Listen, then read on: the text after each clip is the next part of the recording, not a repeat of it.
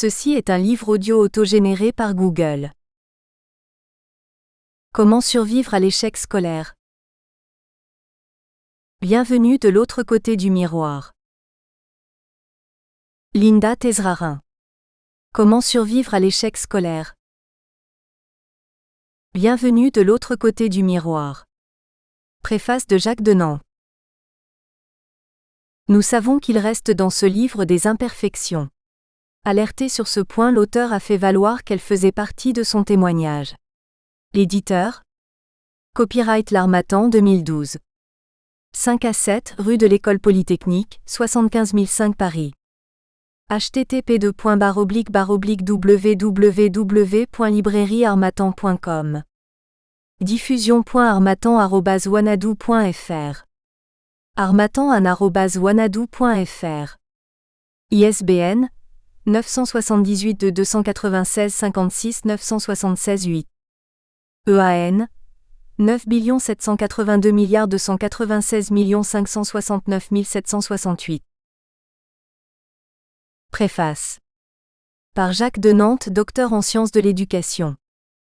J'ai rencontré l'échec scolaire à mi-chemin de ma vie active. J'avais jusque-là vécu dans un milieu d'ingénieurs et de cadres, auréolé d'un diplôme qui me donnait l'assurance d'un homme bien né.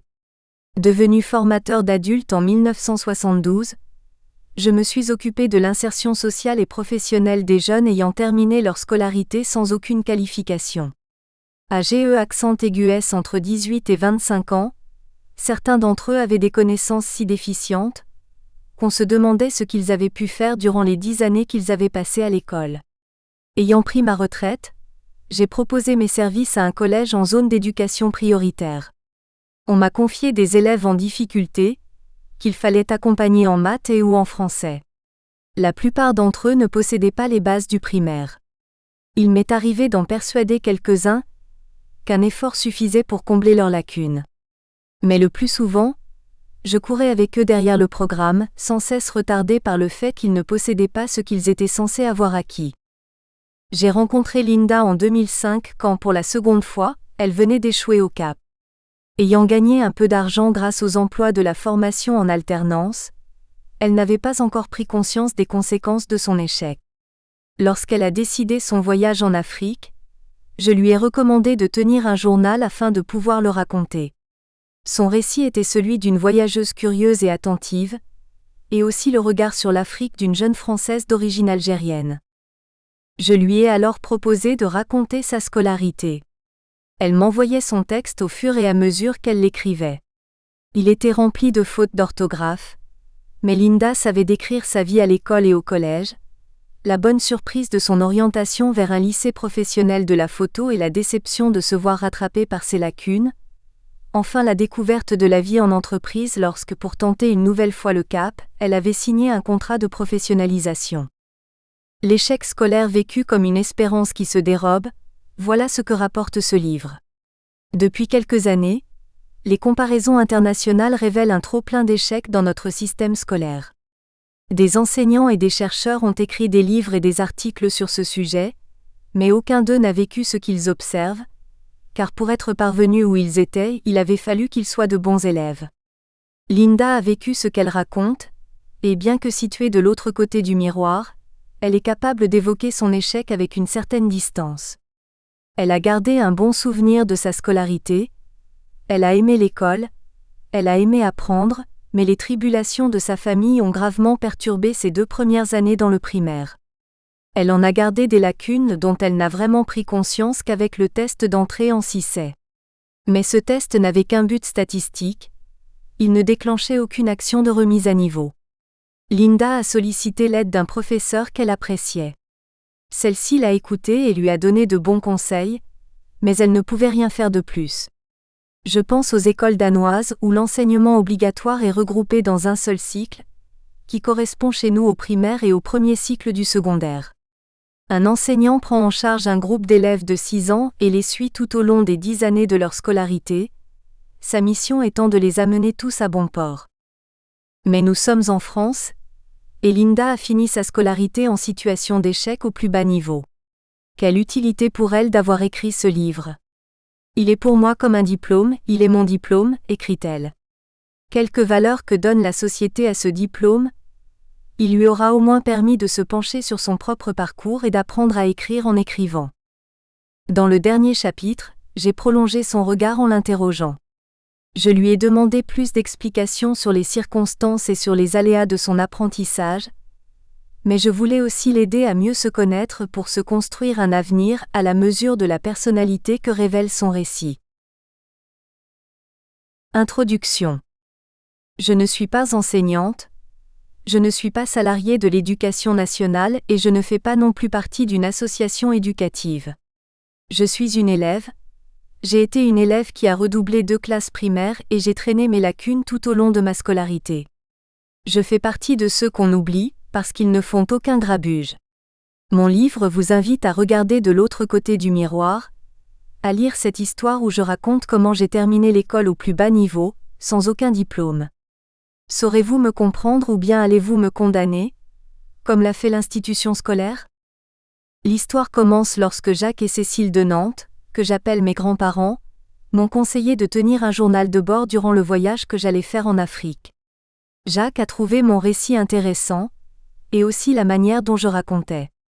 Il m'a aidé à corriger les fautes en orthographe et en français, puis nous avons parlé de mes souvenirs d'école, et il m'a proposé de les raconter. Au départ, je n'étais pas convaincue et je n'ai écrit que pour lui faire plaisir. Écrire, c'est difficile pour ceux qui n'ont pas l'habitude, mais j'y ai pris goût, bien que j'ai trouvé douloureux de remuer le souvenir de mon propre échec. Cette histoire est celle de mon apprentissage à l'école, puis en voyage. Elle commence par le récit de ma scolarité, ma rentrée en maternelle et la joie de la découverte, puis le primaire où sont nées mes inquiétudes, le collège où la maturité s'est imposée, le lycée professionnel où le choix d'un métier a pris forme et tout cela pour aboutir à mon échec au CAP de photographie. J'ai tenté une seconde fois le CAP dans une formation en alternance, et j'ai encore échoué. Alors pour noyer mon chagrin et pour cacher ma honte, je suis partie au loin. Avec moi vous allez séjourner 3 mois en Afrique, au Sénégal, en Mauritanie et au Mali. Mais au retour, j'ai retrouvé la dure réalité de mon échec. Fini de rêver, mon CV était là pour me rappeler le diplôme qui manquait à l'appel. Il fallait trouver une solution. En dialoguant avec mes parents, je me suis remise en question. Comment et pourquoi était advenu cet échec à l'école ? Qu'avais-je appris au contact du monde du travail ? Que m'avait apporté le voyage en Afrique ? Quel avenir voulais-je me construire ? Même s'il retrace les difficultés familiales de mon enfance, ce livre n'a pas pour but de vous faire pleurer. Ce que vous allez lire a été écrit avec sincérité et sans rancœur. Je fais l'amer constat de mon rejet par l'Éducation nationale, mais je veux me prouver que j'étais capable de réussir. Ce livre est pour moi comme un diplôme, c'est mon diplôme. À mes yeux, il vaut autant que notre cher baccalauréat si ce n'est plus. Pour vous qui tiendrez ce diplôme entre les mains, j'espère qu'il ne sera pas seulement décoratif ou bien bradé, que mon destin de cancre sera conjuré par vos soins et que sera effacée l'image de la mauvaise élève que j'ai été. Et j'espère aussi que vous aurez autant de plaisir à le lire que moi, à l'avoir écrit. Partie 1. J'ai vécu l'échec scolaire. Ma scolarité a commencé avec la découverte de mon pays d'adoption. Nouvelle langue, nouvelles coutumes, nouvelle mentalité bien qu'à l'époque je ne savais pas vraiment ce que voulait dire tout cela. Et encore aujourd'hui je me demande si vraiment en France, il y a des coutumes. Née dans mon village de Kabylie, mon entourage me disait que j'étais la plus chanceuse des petites filles, car j'allais traverser la mer et découvrir le pays de la liberté où j'apprendrais à lire. Voilà ce que me chuchota ma grand-mère maternelle. Tu vas rejoindre la mère patrie des femmes, tu iras à l'école pour protéger ta maman. Pour la génération de ma mère qui n'a pas eu accès à l'instruction, celle-ci était une chance, une aubaine, car la connaissance apporte la liberté. J'ai toujours entendu idéaliser l'école chez ces dames kabyles qui n'ont pas été gâtées par la vie, et j'ai baigné dans cette sublimation du savoir, si bien qu'arrivée en France, j'ai été surprise de découvrir que certains rejetaient l'école, les enfants qui pleurent pour y aller, mais aussi plus tard certains professeurs démotivés. J'attendais tout de l'école, mais elle n'attendait rien de moi. Je vais vous le raconter. D'abord l'école maternelle et l'école primaire où tous les espoirs étaient permis, puis le collège où j'ai découvert mes lacunes, et le lycée professionnel où, croyant avoir trouvé ma vocation, j'ai échoué à l'examen de sortie. J'ai essayé de prolonger avec une formation en alternance, mais j'ai été rattrapé par mes lacunes et j'ai échoué une seconde fois. Alors j'ai voulu connaître le monde, et je suis parti voyager 3 mois en Afrique. Ce sera la deuxième partie de mon histoire. Chapitre 1. La découverte de l'école maternelle et primaire. L'école maternelle. Grâce au regroupement familial des années 80, ma mère et moi retrouvâmes mon père qui vivait à Paris depuis l'âge de 14 ans. Mes parents, qui étaient tous les deux analphabètes, m'ont inscrite à l'école. Mon père fit les démarches parce que c'était obligatoire, mais s'il n'avait tenu qu'à lui, je n'aurais jamais mis les pieds dans une cour de récréation. Ma mère, au contraire, était fière et heureuse de m'accompagner dans ce qui était pour elle la maison du savoir, mais elle était triste de me savoir loin d'elle, triste aussi parce qu'elle me sentait seule et qu'à la fin de la journée, je lui montrais mes petits camarades qui m'avaient embêtée. De cette première rentrée scolaire, il me reste quelques souvenirs. La magie de la découverte du stylo, des crayons de couleur et des livres, la rencontre avec la maîtresse et les autres enseignants, la vie dans un groupe d'enfants. Le début a été difficile. Il y avait d'abord la barrière de la langue, dont j'ai souffert une année. Mais compte tenu de mon jeune âge, ce n'était pas le plus dur. Il y avait ensuite le problème de l'intégration. Je ne parle pas d'acculturation mais bien d'intégration dans une classe où les enfants qui se connaissent forment un groupe. Je suis arrivée en maternelle à la mi-octobre, et la difficulté du contact avec ce groupe m'a déstabilisée bien plus que le fait d'être étrangère, car à l'âge que j'avais ce n'était pas un problème. Il y avait enfin, et c'est à mon sens l'essentiel, le problème de ma vie à la maison. Quittant les bancs de l'école pour la maison, j'y retrouvais des problèmes néfastes pour le développement d'un enfant. J'ai toujours voulu croire que j'étais arrivée en France à l'âge de 6 ans, car j'ai peut-être volontairement effacé 2 ans de scolarité mouvementée. Le divorce de mes parents fut pour moi un grand soulagement et une grande libération contrairement à ce qu'on pourrait penser. Les temps étaient certes très difficiles, surtout pour ma mère. Nous étions traînés d'un endroit à un autre, ce qui a eu des répercussions sur ma scolarité. Souvenir de l'école primaire. J'ai en effet accumulé 2 années de retard au début de mes classes élémentaires. Mon premier contact avec l'école primaire fut angoissant et douloureux. C'est mon père qui me livra à ses loups. J'étais dans l'inconnu. J'avais pourtant eu un avant-goût, grâce à la maternelle, mais j'étais inquiète peut-être tout simplement à cause de l'absence de ma mère. Mais il y avait aussi cette atmosphère lourde de sens. Je rentrais dans la cour des grands, là où commençait à se jouer mon avenir. Je ne maîtrisais pas encore bien le français, si bien que j'ai fait 2 CP et 2 CE1. J'ai redoublé 2 fois ces premières classes. Les causes sont nombreuses, les changements d'école me démoralisaient. Nous avons déménagé à plusieurs reprises. Et découvrir de nouvelles matières telles que l'histoire, la géographie, les mathématiques, etc. Tout cela était difficile à ingurgiter.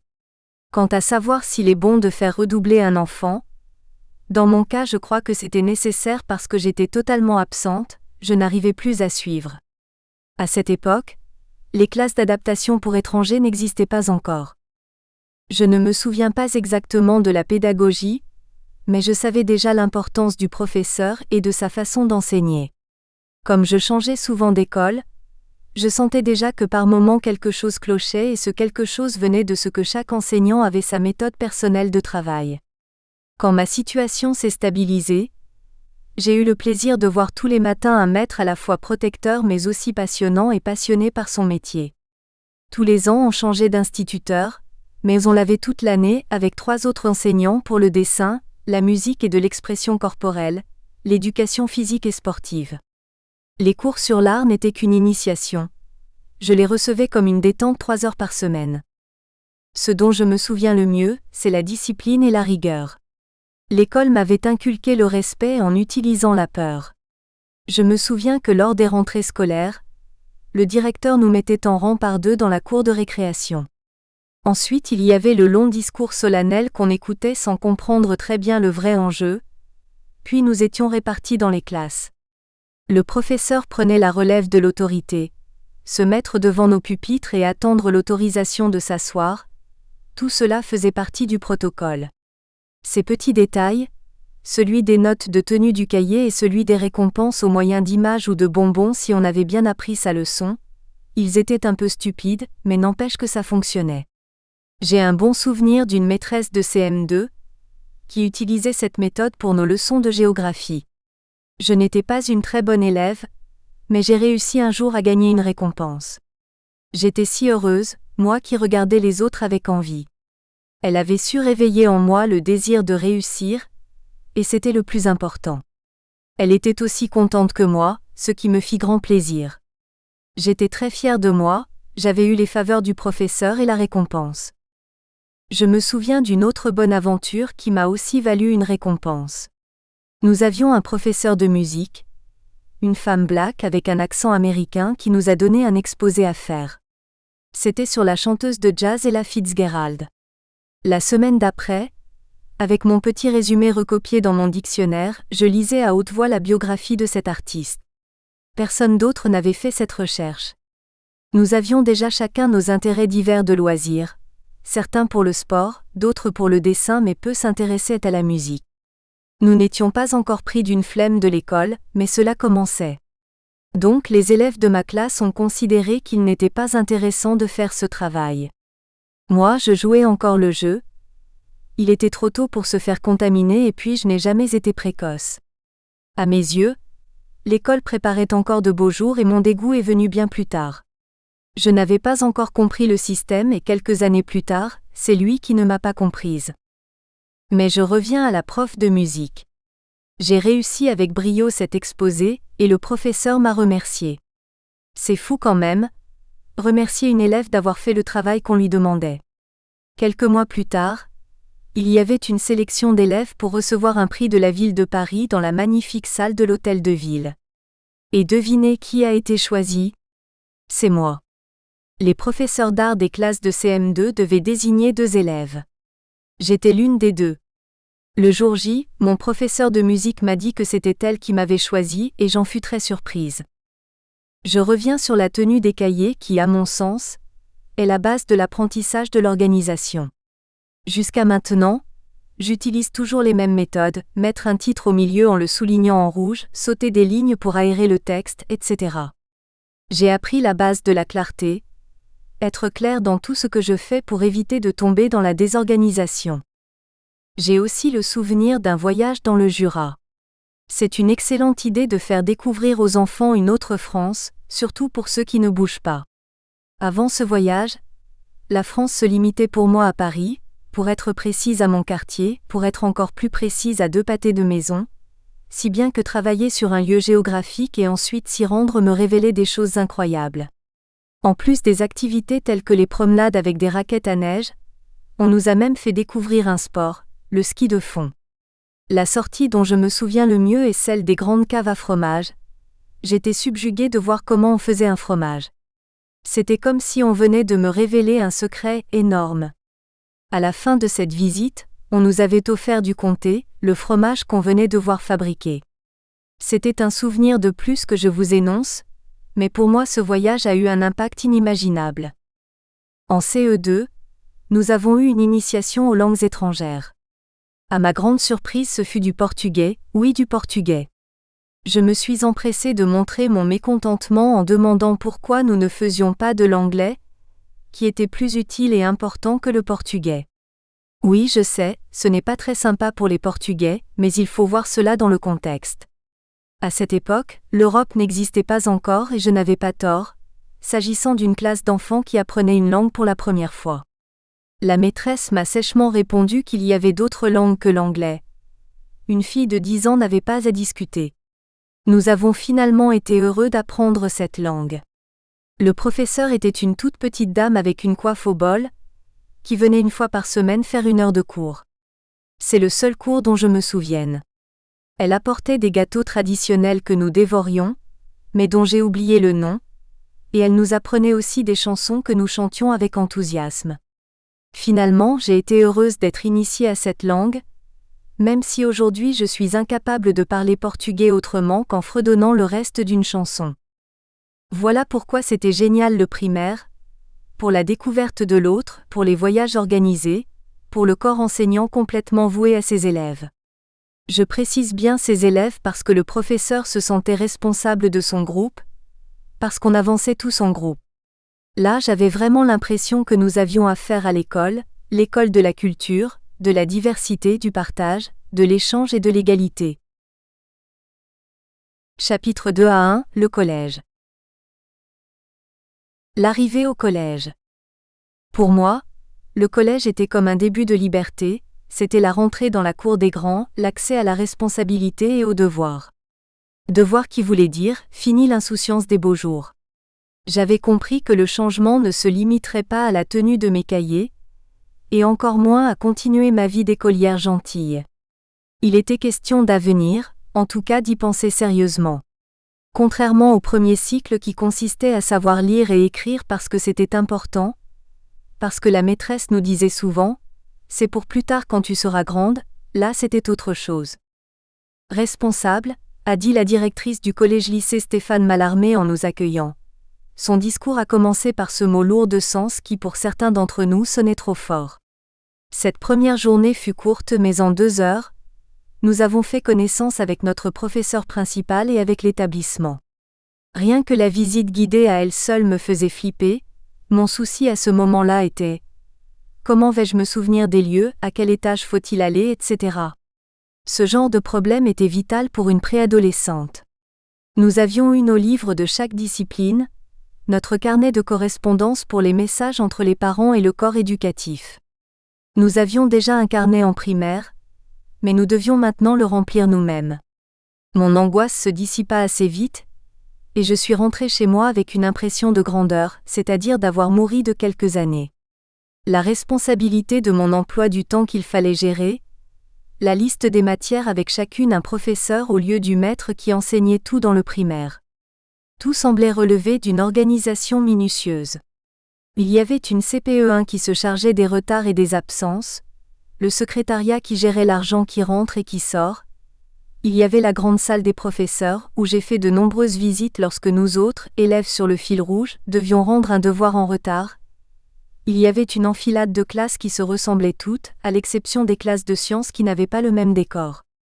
La cour de récréation était 3 fois plus grande que la cour de mon enfance.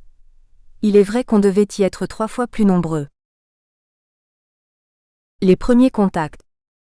L'enseignement débutait avec 2 heures de français. Nous avons discuté avec notre professeur principal. Elle était sévère mais juste. Je m'en souviens, elle était toujours présente et il lui arrivait même d'être avenante. Elle devait servir de lien avec les autres professeurs. Elle était notre référent, celle sur qui nous pouvions compter lorsque nous avions un problème. Elle représentait encore le côté protecteur de l'école, avant notre projection dans la gueule du loup. J'étais fascinée par ce changement considérable, l'ambiance de la classe et la mixité des origines qui existaient déjà dans le primaire, mais que je n'avais pas remarqué. C'était peut-être aussi parce que nous étions beaucoup plus conscients de nos différences, de toutes nos différences. Cette mixité apparaissait clairement dans la diversité des cultures et des connaissances de chacun. Nous apprenions à nous découvrir avec toutes nos différences qui, avec le temps, allaient faire apparaître un gouffre d'intolérance vis-à-vis de chacun. Mais ce gouffre ne s'est installé que bien après la fin du premier trimestre, lorsque la magie du nouveau et de la découverte eurent disparu. Nous étions 32 élèves. Les premiers jours, il était difficile de repérer les bons et les méchants, les cancres et les surdoués. J'ai pris la direction de la table au fond à droite vers la porte de sortie pour avoir un point de vue idéal, un champ visuel de 180 degrés et ne rien manquer des spectacles à venir. Dans notre classe, il y avait ceux dont la popularité était déjà acquise parce qu'ils redoublaient. Car au collège, on voyait les choses autrement qu'à l'école. C'était un univers de paraître et de faire paraître. Des choses insignifiantes ailleurs devenaient majeures, comme la popularité, les sentiments des uns envers les autres, les profs qu'on aimait, ceux qu'on détestait, la rivalité entre les élèves, la compétition, la jalousie, etc. Quant à moi, j'étais heureuse d'appartenir à cette diversité, j'avais hâte de faire connaissance avec tout le monde. Plus on était nombreux, plus j'étais heureuse. À la fin de la semaine, nous étions 35 élèves, car d'autres avaient rejoint le bataillon après un retour de vacances plus tardif. Je me disais que, vu le nombre d'élèves, je ne serais sûrement pas la dernière de la classe, ce qui me rassurait. Je pensais sans arrêt aux lacunes que je traînais depuis le primaire. C'était pour moi une obsession, et ça l'est toujours, mais je le vis maintenant de façon moins dramatique. J'avais toujours ressenti cette inquiétude du lendemain, cette peur du futur, et je n'avais pas besoin de cette pression exercée par l'école, voire même par la famille, avec cette question lancinante de l'avenir. Que deviendras-tu si jamais ? Je ne savais pas d'où venait cette peur du lendemain. Peut-être de ce que je ressentais ma venue en France comme un privilège, une chance que je ne devais pas oublier et encore moins gaspiller. Plus je progressais dans les classes, d'année en année, plus j'étais inquiète. Depuis mes redoublements en primaire, ma scolarité était passable, c'est-à-dire que je n'avais plus redoublé jusqu'à la fin du collège. Mais le passable se situait sur une échelle de 35 élèves, où je me classais plutôt dans les 10 derniers que dans les 10 premiers. Et par la suite, j'ai compris qu'on ne me faisait pas redoubler, parce que j'avais déjà 2 années de retard. Ce fut difficile à avaler, mais je ne l'ai su qu'en fin de scolarité, heureusement pour moi. Car le fait d'arriver au 2e trimestre avec la sentence provisoire du passage à la classe supérieure était crucial, et nous le vivions comme un enjeu de vie ou de mort. C'était une façon de nous mettre les pendules à l'heure, et de nous faire prendre en considération l'importance de la scolarité. Puisqu'il restait le 3e trimestre pour nous rattraper, tout n'était pas perdu. C'était une espèce de challenge, une montée d'adrénaline qui nous maintenait en vie avant la fameuse sentence. Et de cette sentence dépendait de savoir si c'était le moment de couler ou de remonter à la surface pour la prochaine année, et aussi si nous allions passer de bonnes ou de mauvaises vacances. La diversité des élèves. Peu après notre arrivée, nous avons subi un test de niveau, le même que celui des CM2. Il s'agissait de mesurer notre niveau, de voir si nous étions débiles ou si nous étions dans la norme intellectuelle correspondant à la CICE. Cela se faisait dans toutes les classes de CICE en France et pour la nôtre, le verdict était clair, il n'y avait pas de quoi... Nous espérons que vous avez apprécié cet aperçu. Pour continuer à écouter ce livre audio sur Google Play Livres, utilisez le lien dans la description de la vidéo.